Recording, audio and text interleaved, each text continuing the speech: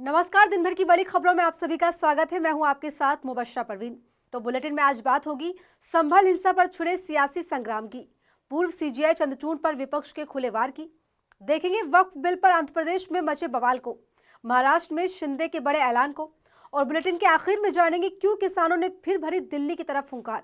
इन सभी मुद्दों पर आज एक एक करके चर्चा करेंगे, लेकिन उससे पहले एक नजर अब तक की हेडलाइंस पर। पश्चिम बंगाल विधानसभा में वक्फ संशोधन विधेयक के खिलाफ टीएमसी का प्रस्ताव पेश, बिल के विरोध में टीएमसी कर चुकी प्रदर्शन। महाराष्ट्र में महायुति दल की बैठक के बीच बीमार पड़े एकनाथ शिंदे, गले में संक्रमण के चलते बैठक कल तक के लिए स्थगित। अडानी और संभल मुद्दे पर संसद में विपक्ष का हंगामा जारी, दोनों सदनों की कार्यवाही कल तक के लिए स्थगित।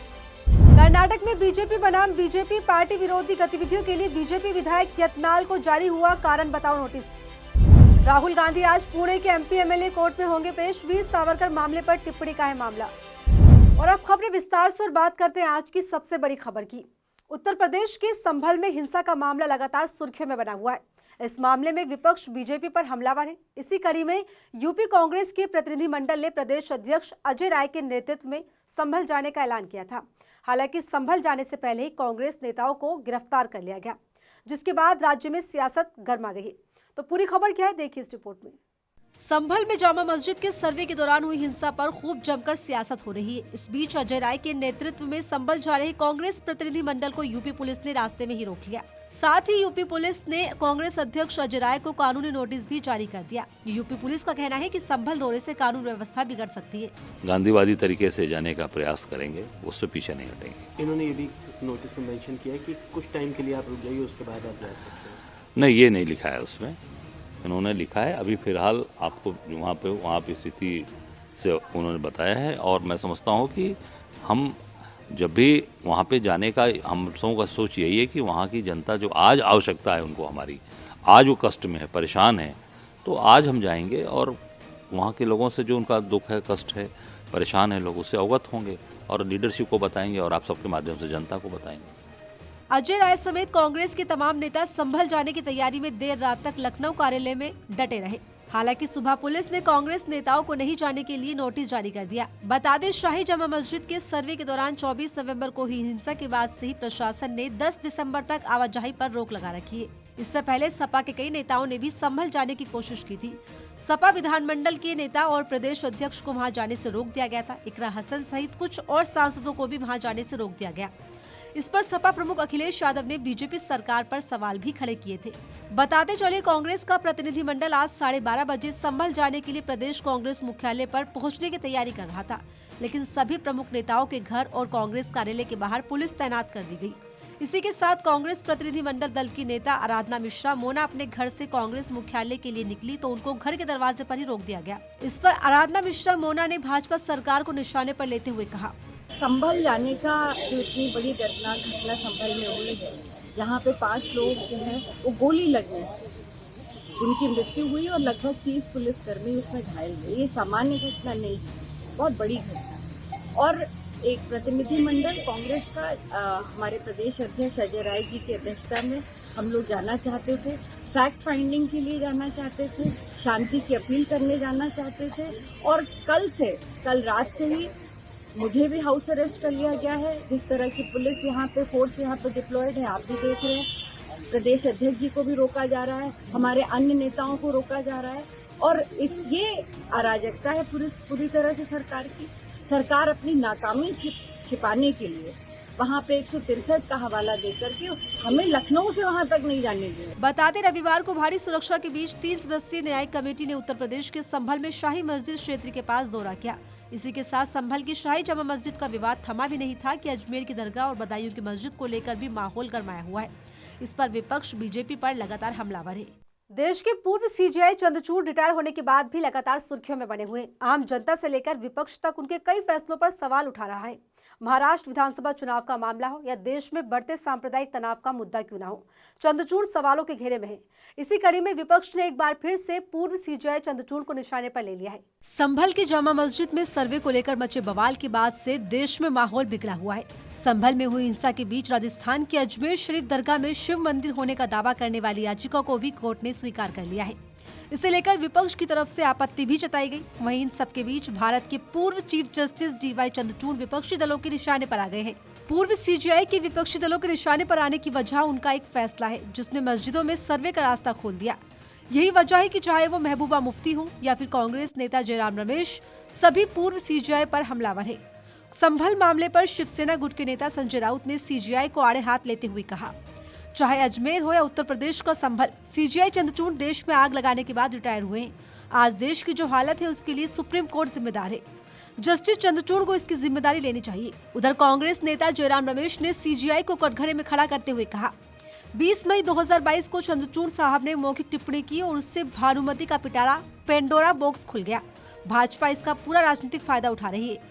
हर जगह सांप्रदायिक तनाव फैलाया जा रहा है। यानी कुल मिलाकर कांग्रेस और शिवसेना UBT के नेताओं ने पूर्व CJI DY चंद्रचूड़ को लेकर 2 बयान दिए हैं, जिसमें एक ही बात कही गई है कि अजमेर संभल में हुए मंदिर मस्जिद जैसे विवादों के लिए सुप्रीम कोर्ट के पूर्व मुख्य न्यायाधीश जिम्मेदार है। बता दें, संजय राउत ने मुंबई में रविवार को प्रेस कॉन्फ्रेंस के दौरान ये बात कही, जहां उन्होंने पूर्व CJI को न सिर्फ मंदिर मस्जिद विवाद के लिए जिम्मेदार बताया, बल्कि महाराष्ट्र में चल रही राजनीतिक उथल-पुथल के लिए भी आरोपी बताया। राउत ने कहा, सरकार बनाने के लिए अभी तक राज्यपाल से कोई नहीं मिला है, इन सब के लिए जस्टिस चंद्रचूड़ जिम्मेदार है। इसी के साथ जयराम रमेश ने भी कहा, 20 मई 2022 को पूर्व CJI ने प्लेसेस ऑफ वर्शिप एक्ट पर टिप्पणी की थी, जिसने मंदिर मस्जिद वाली याचिकाओं का रास्ता साफ कर दिया। बता दें, संभल विवाद के बाद विपक्ष से लेकर मुस्लिम संगठन जिस प्लेसेस वर्शिप ऑफ एक्ट 1991 की बात कर रहे हैं, इसके मुताबिक पूजा स्थल उसी रूप में संरक्षित किया जाएगा जिस रूप में वो 15 अगस्त 1947 को था। अगर ये साबित भी हो जाता है कि उसे किसी दूसरे धर्म के उपासना स्थल को तोड़कर बनाया गया है, तब भी उसके स्वरूप को बदला नहीं जा सकता। हालांकि मस्जिदों को लेकर तमाम दावे 1991 के कानून का उल्लंघन करते हैं। इसके बाद से मथुरा में शाही ईदगाह, लखनऊ में टीले वाले मस्जिद और अब संभल में जामा मस्जिद और अजमेर शरीफ पर भी दावे किए जाने लगे, जिसको लेकर पूर्व CJI DY चंद्रचूड़ विपक्ष के निशाने पर आ गए हैं। संभल हिंसा मामले में जहां बीजेपी चारों तरफ से घिरी हुई है, तो वहीं वक्फ बिल को लेकर मचे घमासान पर भी बीजेपी की परेशानियां कम नहीं हो रही। विपक्ष के विरोध के बाद ना चाहते हुए भी मोदी सरकार को JPC का कार्यकाल बढ़ाना पड़ा। तो इसी बीच अब आंध्र प्रदेश में भी इसे लेकर मोर्चा खुल गया है, जिसके बाद TDP की मुश्किलें भी बढ़ गई हैं। वक्फ संशोधन बिल को लेकर मोदी सरकार की मुश्किलें कम होने का नाम नहीं ले रही। एक तरफ जहां मोदी सरकार संसद में वक्फ बोर्ड बिल पेश करने की तैयारी में, तो वहीं दूसरी तरफ बीजेपी के सहयोगी दल ही उसकी राह में रोड़े अटकाने में लगे हुए हैं। यानी वक्फ बिल पर खुद NDA के सहयोगी उसका साथ छोड़ते हुए नजर आ रहे हैं। JDU और LJP तो पहले ही इस बिल को लेकर बीजेपी से नाराजगी इख्तियार किए हुए हैं और अब बीजेपी का हर बिल में साथ देने वाले आंध्र प्रदेश के पूर्व CM जगनमोहन रेड्डी ने भी बीजेपी को झटका दे दिया है। यानी वक्फ बिल पर मोदी सरकार बुरी तरह से घिर गई है। दरअसल आंध्र प्रदेश में जगनमोहन रेड्डी के नेतृत्व वाली YSR कांग्रेस पार्टी इस विधायक के खिलाफ आवाज उठा रही है, जिसके बाद संसद में वक्फ बिल को लेकर मोदी सरकार की राह और मुश्किल हो गई है। जगन की पार्टी का ये कदम ऐसे समय में सामने आया है जब आंध्र प्रदेश की सत्तारूढ़ तेलुगु देशम पार्टी ने वक्फ संशोधन विधेयक पर चुप्पी साध रखी है। TDP राज्य और केंद्र में बीजेपी के साथ गठबंधन में है। इस बिल को लेकर YSRCP के एक लोकसभा सांसद PV मिथुन रेड्डी का कहना है कि वक्फ विधायक मुसलमानों को विश्वास में लिए बिना लाया जा रहा है। उन्होंने कहा कि वक्फ की जमीन समुदाय की और इसे जबरन छीना जा रहा है। इस तरह जगन के इस रुख ने PM मोदी के साथ ही चंद्रबाबू नायडू की टेंशन भी बढ़ा दी है, क्योंकि नायडू इस बिल पर खुलकर कुछ बात नहीं रख पाते हैं। हालांकि वो खुद को मुस्लिमों को नेता भी बताते हैं और उसको आरक्षण भी देते हैं, लेकिन जब बात बिल के विरोध की जाए तो नायडू की चुप्पी देखी जाती है। इस बीच खबर ये भी सामने आ रही है कि आंध्र प्रदेश की नायडू सरकार ने वक्फ बोर्ड को भंग कर दिया है, जिसके बाद नायडू के इस फैसले पर उनकी ही खूब किरकिरी हो रही है। नायडू सरकार ने यह फैसला ऐसे समय में किया है जब JPC वक्फ बिल को लेकर देश के अलग अलग मुस्लिम पक्षकारों से उनकी राय जानी जा रही है। फिलहाल सरकार ने संसद में वक्फ बोर्ड को लेकर बनी JPC का कार्यकाल और बढ़ा दिया है और इस बीच जगनमोहन रेड्डी की पार्टी का वक्फ संशोधन बिल को लेकर इंडिया गठबंधन के साथ खड़े होना बीजेपी की नींदें उड़ा रहा है। बता दें, इंडिया गठबंधन शुरू से ही इस विधेयक को लेकर मोदी सरकार पर हमलावर है। महाराष्ट्र में CM पद को लेकर NDA में सियासी उठापटक का दौर अभी तक जारी है। इस बीच एकनाथ शिंदे के बयान ने बीजेपी की मुश्किलें और ज्यादा बढ़ा दी है। एक दिन पहले एनसीपी नेता अजित पवार ने CM पद पर बीजेपी की दावेदारी की बात कही थी, लेकिन एकनाथ शिंदे के बयान ने बीजेपी की पूरी बाजी को ही पलट दिया है। तो क्या है शिंदे का प्लान और कैसे अपने ही बिछाए जाल में फंस गई बीजेपी? देखिए इस रिपोर्ट में।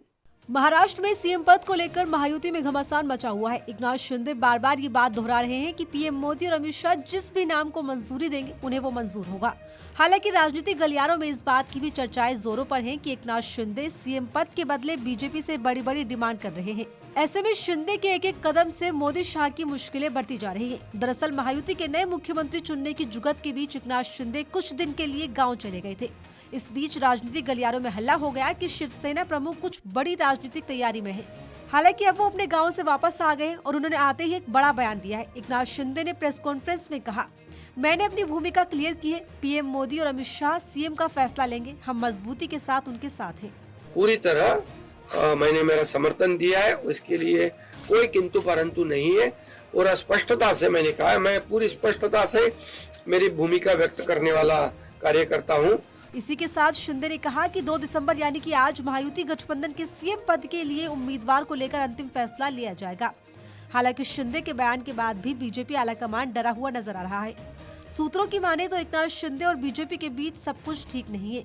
यही वजह रही कि दिल्ली से गृह मंत्री अमित शाह के साथ हुई बैठक के तुरंत बाद मुंबई में सीएम पद को लेकर होने वाली अहम बैठक को छोड़कर शिंदे चुपचाप अपने गाँव निकल गए। बहरहाल महाराष्ट्र में सीएम पद की रेस में देवेंद्र फडणवीस का नाम सबसे ऊपर बताया जा रहा है, जिसे खुद संघ का समर्थन भी हासिल है। लेकिन बीजेपी का पिछले 10 सालों का इतिहास फडणवीस को भी डरा रहा है, क्योंकि इस बात से हर कोई वाकिफ है कि जब भी बीजेपी किसी राज्य में बहुमत के साथ सरकार बनाती है या सीएम का चेहरा चुनने में 72 घंटों से ज्यादा का समय लगाती है, तो फिर जो नाम सबसे आगे होते हैं उनको छोड़कर अलग ही सरप्राइजिंग चेहरा बीजेपी की तरफ से लाया जाता है। इसके ताजा उदाहरण ओडिशा, मध्य प्रदेश, छत्तीसगढ़, उत्तर प्रदेश से लेकर हरियाणा, राजस्थान तक रहे हैं, जहां सीएम की कुर्सी पर सरप्राइज चेहरे की एंट्री हुई थी। वैसे खबर तो ये भी आ रही है कि राज्य में सीएम पद को लेकर संघ भी बीजेपी से नाराज है। तो महाराष्ट्र में बम्पर जीत के बाद भी बीजेपी आलाकमान के लिए सीएम चुनना सरदर्द बना हुआ है। ऐसे में सीएम चेहरे को लेकर क्या फैसला होता है, इसका सबको इंतजार है। अपनी मांगे पूरी नहीं होने को लेकर किसानों ने एक बार फिर से दिल्ली कूच करने की तैयारी कर ली है, जिसके बाद माहौल गर्म हो गया है। किसान संसद कूच करना चाहते हैं। इस बीच दिल्ली की सीमाओं पर पुलिस प्रशासन अलर्ट हो गया है। तो क्यों किसान कर रहे हैं आंदोलन और क्या है उनकी मांगे, जानने के लिए देखिए रिपोर्ट। राजधानी दिल्ली में किसान एक बार फिर आंदोलन पर निकल गए हैं। इस बार पश्चिमी उत्तर प्रदेश के किसान दिल्ली को घेरने की तैयारी में है। गौतम बुद्ध नगर और आसपास के जिलों के हजारों किसान 2 दिसंबर यानी कि आज दिल्ली की तरफ कूच कर रहे हैं। भारतीय किसान परिषद और किसान मजदूर मोर्चा के साथ ही संयुक्त किसान मोर्चा सहित कई समूहों के बैनर तले किसान इस आंदोलन में हिस्सा ले रहे हैं। वहीं दूसरी तरफ पंजाब और हरियाणा की सीमा पर बैठे किसान नेताओं ने भी 6 दिसंबर को दिल्ली की तरफ कूच करने का ऐलान कर दिया है। पंजाबी में मर्जीवड़ा जत्था कहते हैं, वो दिल्ली की तरफ कूच करेगा और उसके जो पहले 4 पड़ाव होंगे, शंभू से चल के पहला अंबाला में जग्गी सिटी सेंटर में, अगले दिन मोड़ा में, उसके उपरांत खानपुर, जट्टा थे और चौथे दिन पिपली में पड़ाव होगा और उसके बाद जो होगा आगे वो प्रेस में आपको बता दिया जाएगा। और साथ ही साथ ये भी फैसला हुआ है कि जैसे ही यहां से जत्थे चलेंगे, केरला और तमिलनाडु में जो हमारे किसान साथी हैं वो वहां की विधानसभा की तरफ मार्च करेंगे। अब आप सभी को पता है कि विंटर सेशन पार्लियामेंट का भी ऑन है और उन स्टेट्स में भी विधानसभा सेशन ऑन है, क्योंकि ये मुद्दा एक बहुत महत्वपूर्ण मुद्दा है, पूरे देश के किसानों का मुद्दा है। दरअसल आंदोलन कर रहे गौतम बुद्ध नगर के किसानों का प्रमुख मुद्दा मुआवजा से जुड़ा हुआ है। वहीं पंजाब और हरियाणा के बॉर्डर पर बैठे किसानों की प्रमुख मांग एमएसपी न्यूनतम समर्थन मूल्य पर कानूनी गारंटी है। गौतम बुद्ध नगर और आसपास के जिलों के किसानों का कहना है कि उनकी पुलिस, जिलाधिकारी, ग्रेटर नोएडा प्राधिकरण और यमुना एक्सप्रेसवे प्राधिकरण के अधिकारियों के साथ बैठक हुई, जिसमें किसानों की तरफ से अपनी मांगे रखी गई। हालांकि अधिकारियों ने किसानों की मांगों को मानने से इनकार कर दिया। ऐसे में किसानों ने दिल्ली कूच का फैसला किया। नोएडा और ग्रेटर नोएडा के किसानों का कहना है कि उन्हें उचित मुआवजा नहीं मिल रहा। किसानों का कहना था कि गोरखपुर में बन रहे हाईवे के लिए 4 गुना मुआवजा दिया गया, जबकि गौतम बुद्ध नगर को इससे वंचित रखा गया। इतना ही नहीं, किसानों का कहना है कि पिछले 10 साल से सर्किल रेट भी नहीं बढ़ा है, इसे बढ़ाया जाना चाहिए। वहीं किसानों की प्रमुख मांगों में 10% विकसित प्लॉट दिए जाना भी शामिल है। किसानों की ये मांग भी थी कि हाई पावर कमेटी की सिफारिशों और नए भूमि अधिग्रहण कानून का लाभ दिया जाना चाहिए। किसान ये भी चाहते हैं कि भूमिहीन किसानों के बच्चों को रोजगार और पुनर्वास का लाभ दिया जाए। वहीं पंजाब और हरियाणा के किसान भी अपनी मांगों को लेकर 13 फरवरी से शंभू और खनौरी बॉर्डर पर धरने पर बैठे हैं। हालांकि मांगे नहीं पूरी होने को लेकर ये किसान भी 6 दिसंबर को दिल्ली के लिए मार्च करने वाले हैं। किसान नेता सरवन सिंह पंधेर ने इस बात का ऐलान किया। इतना ही नहीं, पंधेर ने केंद्र सरकार पर आरोप लगाते हुए कहा है कि सरकार ने 18 फरवरी के बाद से किसानों से कोई बातचीत नहीं की। उन्होंने कहा कि केंद्र सरकार हमसे बातचीत करने से भाग रही है। दरअसल 3 कृषि कानूनों का देश भर के किसानों ने पुरजोर विरोध किया था। 13 महीने चले आंदोलन के बाद सरकार ने तीनों कानूनों को वापस लिया। इस दौरान सरकार ने किसानों को एमएसपी की गारंटी देने का वादा किया, लेकिन उनकी मांगे पूरी नहीं सुनी गई। ऐसे में किसानों ने एक बार फिर अपनी मांगों को लेकर दिल्ली की तरफ हुंकार भर दी है। और फिलहाल मेरे साथ इस बुलेटिन में इतना ही। ऐसे तमाम खबरों के लिए बने रहिए मेरे साथ और देखते रहिए आर्टिकल 19 इंडिया।